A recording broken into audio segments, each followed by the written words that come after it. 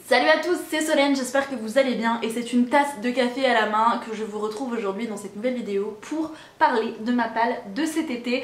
Alors pour beaucoup de personnes, cette palle a commencé il y a un peu plus d'un mois maintenant. Je vous avoue qu'avec tous les problèmes du boulot liés au déconfinement, à la reprise des cours, etc., je n'ai pas énormément lu jusqu'à maintenant en fait. Suite au challenge du mois de la fantaisie, je l'ai quasiment pas lu et je suis en train de me dire que je ne vous ai toujours pas filmé de bilan de ce challenge, donc il serait peut-être temps que je le fasse 2 mois plus tard, pourquoi pas, hein. Voilà. Je dois également vous avouer que cette palle, cette pile à lire est assez évolutive, c'est-à-dire qu'elle est déjà non exhaustive, 2 je suis pas sûre que je lise tout, parce que entre les bouquins en papier que j'ai ici et les autres que j'ai en e-book, sans compter celles et ceux que je vais sûrement acheter cet été en allant faire des tours à la FNAC avec ma mère et les commandes que je vais potentiellement passer pour lire des romans en VO, parce que soyons honnêtes, je l'ai pas mis dans cette pile parce que je l'ai pas encore en format papier, mais j'ai très envie de me lancer dans la saga Gardien des cités perdues de Shannon Messenger. J'ai très envie de lire cette saga en VO et je vous avoue que les hardbacks me font très envie et je sais d'ores et déjà que je vais très certainement me laisser tenter cet été. Donc on pourra rajouter Keeper of the Lost Cities à cette palle, hein. Il y a moyen quand même.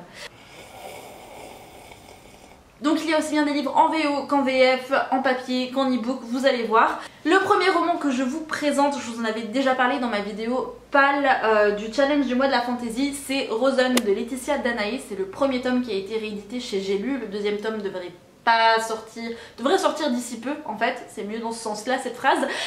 Dans cette histoire il est question de djinn, c'est de la fantaisie orientale, on a 2 peuples notamment, une union entre ces 2 peuples pour un petit peu calmer les tensions sociopolitiques qui existent, puisqu'il y a un peuple qui a oppressé l'autre, qui l'avait réduit en esclavage. L'esclavage a été aboli, mais il y a quand même pas mal de tensions qui règnent et qui demeurent tout simplement. Donc voilà, je pense qu'on va plonger dans un univers assez particulier qui moi me tente bien. J'aime de plus en plus lire de la fantaisie orientale, je trouve que c'est hyper prenant, hyper chouette. Je vous en avais déjà parlé donc je vais pas reparler de tout ça dans cette vidéo sinon elle sera bien trop longue, mais en tout cas Rosen fait partie des livres que j'ai très envie de lire cet été. On poursuit avec du Sarah J Maas, je ne l'ai toujours pas lu et j'ai que la jaquette sous la main, le livre est à l'étage et en bonne grosse flemmarde que je suis, j'ai la flemme d'aller le chercher sur ma table de nuit. J'avais commencé à le lire, mais ce que je vous disais en fait je crois en début de vidéo, c'est qu'avec le déconfinement, la reprise des cours, enfin le mois de juin a été juste affreux en termes de charge de travail, donc du coup j'ai pas eu le temps de lire plus que ça et c'est très con parce que je m'étais lancée à nouveau dans la lecture de Crescent City et j'avais bien avancé, j'avais lu facile 75-100 pages et j'avais vraiment bien accroché avec l'univers, mais je compte bien le lire d'une traite, donc j'ai préféré le reposer et pouvoir vraiment me plonger dans l'univers sans avoir des coupures et sans avoir l'esprit occupé et pris par le travail. Donc voilà, Sarah J Maas sera au rendez-vous cet été et il n'y a rien d'étonnant là-dedans. Un livre qui est sorti en français que je vous présente en VO, c'est le tome 4 de la saga Shatter Me de Tahereh Mafi, donc là c'est Restore Me. J'avais adoré les 3 premiers tomes, je me rappelle plus du titre de la saga en français. Le premier tome ça doit être Ne me touche pas. Mince, comment elle s'appelle la saga en français? Je m'en souviens plus. Vous savez, c'est avec Juliette Warner, il y a Adam également, enfin voilà. Et je n'ai toujours pas lu ce 4e tome. Le tome 5 et 6 sont sortis en VO. Le tome 6 est sorti d'ailleurs il n'y a pas très longtemps. Et j'ai vraiment hâte de me plonger dans cette histoire à nouveau et de savoir ce qui va arriver à venir de nos personnages. Surtout que j'en ai eu des échos et qu'il me tarde vraiment de pouvoir enfin me plonger dans cette histoire. On part sur des livres en VF qui sont dans ma palle depuis un petit moment et je pense que le tome 5 du coup va venir terminer cette saga. Donc il s'agit des tomes 3 et 4 de la série Covenant de Jennifer L. Armentrout. Cette autrice n'est plus à présenter, que ce soit en termes de romance, de paranormal, de fantasy. C'est une autrice qui fait partie des incontournables en fait quand vous lisez du YA ou bientôt même du new adulte. J'avais adoré les premiers tomes de Covenant, je sais qu'ils avaient fait un petit peu polémique parce que soi-disant ça ressemble à Vampire Academy de Rachel Mead.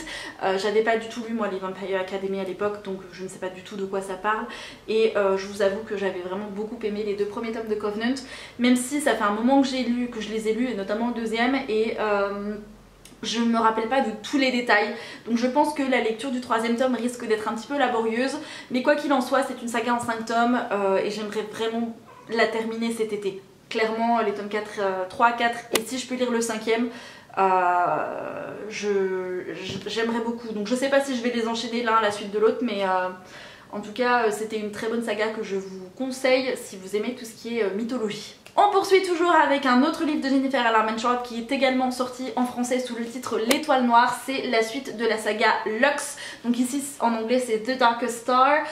Je sais plus s'il s'agit d'un diptyque ou d'une trilogie, mais en tout cas le deuxième tome c'est The Burning Star je crois. Et qui est également sorti en français, donc c'est pour vous dire je suis carrément à la bourre dans cette saga. Je l'aime énormément d'amour, je pense que c'est avec Lux que j'ai découvert Jennifer Armentrout et j'avais vraiment adoré la saga. Et en plus dans cette suite on va se concentrer sur un des personnages secondaires de Lux qui donc du coup ici devient un personnage principal et j'avais vraiment aimé. Si vous aimez tout ce qui est romance paranormale, foncez sur la saga Lux.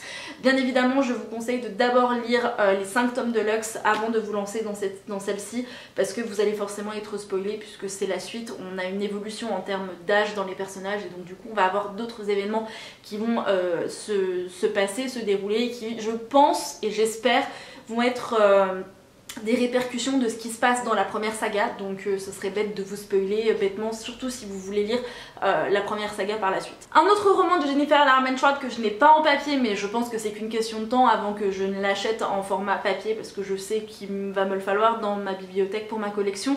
Je l'ai acheté c'était pendant le confinement en fait qu'il est sorti. Il est sorti je crois début avril si je dis pas de bêtises.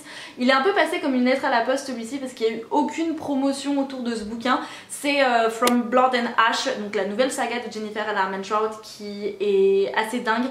J'ai lu les 2 ou 3 premiers chapitres avant le début du challenge du mois de la fantasy et je me suis toujours pas replongée dedans, mais j'avais adoré. Ça change un petit peu de ce qu'elle nous avait habitué, de ce dont elle nous avait de ce qu'elle avait l'habitude de faire, donc ce dont elle... Du coup, From Blood and Ash, ça change, enfin du moins de ce que j'ai pu en lire au début, ça change vraiment de ce qu'elle avait l'habitude de nous faire, donc c'est pas plus mal et j'ai vraiment hâte de pouvoir lire ce premier tome dans cet été, surtout que le deuxième devrait sortir d'ici quelques mois, donc en tout cas elle commence déjà à en faire un petit peu la pub, donc je me demande si quand même il va sortir d'ici peu, je pense. Il y a moyen. Il y a moyen qu'on n'attende pas très longtemps pour la suite. Je poursuis avec un roman que vous avez vu dans l'une de mes dernières vidéos, c'est Girl Serpent and Thorn de... non, c'est Girl Serpent Thorn. J'ai très envie de mettre un and Thorn, mais je pense que c'est à cause de Serpent and Off ou ce genre de truc quoi. Bref, quoi qu'il en soit, c'est Girl Serpent Thorn de Melissa Bachadust. C'est le roman qui était dans la Fairyloot, dans la box de la Fairyloot du mois de mai, que je trouve absolument magnifique en termes de jaquette. Il est vraiment splendide et l'histoire a l'air vraiment chouette. Il s'agit également de fantaisie orientale. J'ai hâte de me plonger dans cette histoire. On va suivre une princesse qui est maudite et qui se transforme petit à petit en démon, et on va avoir pas mal de péripéties et d'autres personnages secondaires qui vont devoir jouer un rôle hyper important dans cette malédiction, il me semble, et j'ai hâte de voir ce que ça va donner. Et en plus je vous le remontre pas là, je vous invite à aller voir la vidéo dans laquelle je découvre ce roman, mais on a une jaquette, une double jaquette en fait, et l'intérieur est un fan art qui est absolument magnifique et ça me donne qu'une envie quand je vois ce genre de fan art, c'est de vraiment plonger dans l'univers pour découvrir le roman et les personnages, et il me tarde de pouvoir découvrir cette petite pépite parce que je pense qu'elle va être vraiment chouette. On poursuit avec de la magie, de la malédiction, mais cette fois-ci d'un point de vue réécriture de contes de fées. Vous le savez, j'aime énormément tout ce qui est Twisted Fairy Tales, ce genre de choses. Et ici donc c'est le premier tome de la saga de Sarah Henning, c'est Sea Witch. Donc je crois qu'on va reprendre un petit peu le mythe de la sorcière dans La Petite Sirène, puisque avant qu'elle ne prenne la voix de la Petite Sirène, elle a dû abandonner son propre cœur. Il me semble qu'ici il est question d'une jeune femme qui s'appelle Evie, qui a vu sa meilleure amie d'enfance se noyer, ou du moins mourir sous ses yeux. Evie doit avoir quelques pouvoirs magiques qu'elle doit cacher aux yeux de son village pour ne pas être prise pour une paria, et c'est sans compter sur le jour où une femme va apparaître et ressemble trait pour trait à son amie d'enfance. Donc il va y avoir tout un mystère autour de ça et on va la découvrir, on va la suivre. Bien évidemment c'est un petit village qui se trouve sur la côte, donc il va y avoir tout un un mythe, une légende retravaillée ou travaillée autour de la mer, de l'océan, donc j'ai hâte de voir ce que ça va donner. D'ailleurs ça va avec le titre Sea Witch, et c'est un roman qui est dans ma palle depuis un petit moment, mais je vous avoue que cette année j'ai très envie, du moins pour cet été, de me plonger dans des romans qui traitent de sirènes, de pirates. Il y a un roman qui est très connu dans le monde anglophone, c'est The Daughter of the Pirate King, qui me fait très envie aussi, et je pense que je vais me laisser succomber et que je vais me laisser tenter par ce genre de romans là qui me font très envie depuis quelques temps. Donc en tout cas Sea Witch est au programme et j'espère bien le lire pour pouvoir l'ôter de ma palle, parce que c'est vrai que ça fait quelques temps maintenant qu'il est dedans. On poursuit avec des romans dont le premier tome est sorti ou va sortir. Je crois que la sortie a été retardée à cause du confinement, donc il s'agit des tomes 2 et 3 de la saga The Cruel Prince, donc en français Le Prince Cruel, de Holly Black. J'ai l'intention de lire les tomes 2, donc The Wicked King, et le tome 3, The Queen of Nothing, cet été, puisque j'avais vraiment beaucoup aimé le premier tome quand je l'ai lu en janvier. Je crois que c'était l'une de mes premières lectures en plus de 2020, et je sais pertinemment, et on m'a fortement conseillé d'avoir le tome 3 sous la main une fois que j'aurai terminé le tome 2, parce que selon les échos que j'ai pu avoir, le tome 2 se termine sur un cliffhanger de fou, et donc du coup t'as qu'une envie, c'est d'enchaîner avec le tome 3. Il y a également tout un recueil de nouvelles qui est sorti qui s'appelle Modern Fairy Tales, je crois, et c'est une belle bricasse, et je ne l'ai pas encore en ma possession. Je ne sais pas si je la lirai cette année, si je l'achèterai cette année.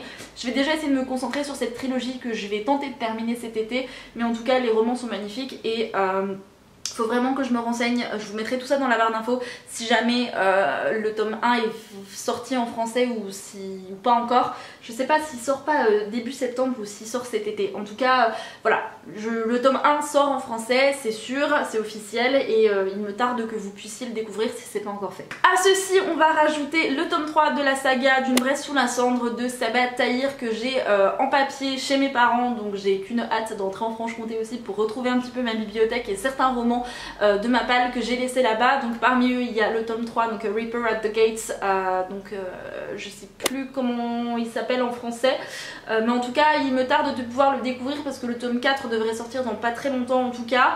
Et j'ai également Shades of Magic de V.E. Schwab qui est paru chez Lumen, que je n'ai toujours pas lu.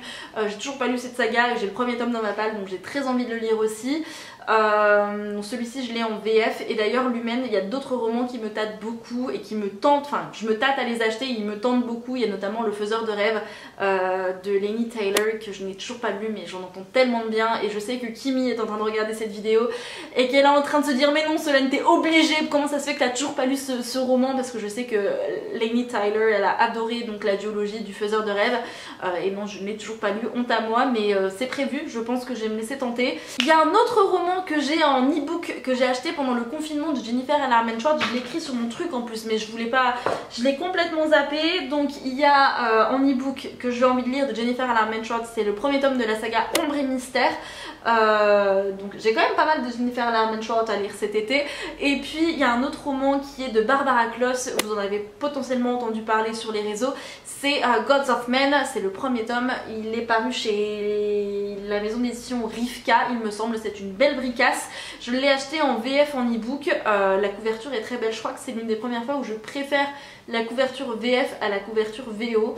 Alors que la couverture VO semble être un peu plus travaillée, mais je sais pas, j'aime le côté sobre et assez mystérieux de la couverture VF. Bref, quoi qu'il en soit, c'est une histoire où il est question de fantaisie, de magie, et la magie est liée notamment à la musique, au pouvoir de la musique. Donc c'était très intriguant, et j'ai hâte de pouvoir me plonger dans cette histoire que je n'ai pas pu découvrir alors que je l'avais mise dans ma palle du mois de la fantaisie, donc au mois de mai. Il y a encore deux romans dont je vous ai pas parlé, il y en a un, je l'ai acheté il y a quelques jours, donc c'est à cause de Nina Quill ou grâce à Nina Quill. C'est Le poids des sentiments que j'ai acheté en e-book parce qu'il y a une offre en ce moment, et il me faisait très envie, donc j'ai dû l'acheter je crois à 1,99 €, et il avait l'air hyper chouette, tout, enfin vous savez le genre de lecture de romance de l'été, toute mignonne, toute cosy. Je pense en plus là qu'il y a des valeurs et des thématiques qui sont abordées qui sont, enfin moi qui me sont hyper importante à mon sens et j'ai hâte de pouvoir me plonger dans cette histoire. Et puis il y a également le premier tome de la saga Kate Daniels, je vais y arriver, de Ilona Andrews, et le premier tome c'est Morsure Magique. C'est une saga dont j'ai entendu parler depuis très longtemps, c'est de la bitlit et je pense que ça va me changer un petit peu de tout ce que j'ai pu mettre jusqu'à maintenant dans ma palle. Bien sûr à cela j'aurais volontiers ajouté d'autres romans, je vous avoue il y a d'autres romans fantasy que j'ai sous la main, enfin en e-book que j'avais acheté que je n'ai pas pu lire pendant le mois de la fantasy parce que j'en ai pas eu le temps, comme les archives de Rochard par exemple qui me tentent énormément. Je sais plus si je vous l'ai dit mais j'ai très envie de me lancer dans de nouvelles sagas, je pense que ça fera l'objet d'une nouvelle vidéo. Et à côté de ça il y a d'autres romans qui me font très envie, que j'ai découvert notamment à cause ou grâce, je sais pas comment faut dire ça, du mouvement Black Lives Matter, énormément d'autrices que j'ai découvertes, du moins dont j'ai commencé à entendre parler, dont j'ai mis leurs romans dans ma wishlist. Je vous en ferai une vidéo si jamais ça vous intéresse. Donc je pense qu'il y a pas mal de romans qui vont s'ajouter à toute cette palle qui est déjà énorme. En toute sincérité je pense pas que je lirai tout en 2 mois, on verra bien ce que ça donne, j'ai pas non plus envie de me mettre trop de pression, mais si jamais vous avez des suggestions ou des recommandations à me faire, n'hésitez pas à me mettre tout ça en commentaire. Et je serai ravie de partager tout ça avec vous. Et j'en ai terminé avec cette vidéo, j'espère qu'elle vous aura plu. En attendant une prochaine vidéo sur la chaîne, je vous souhaite à tous et à toutes de passer un très bel été, de très bonnes lectures et je vous dis à la prochaine. Ciao!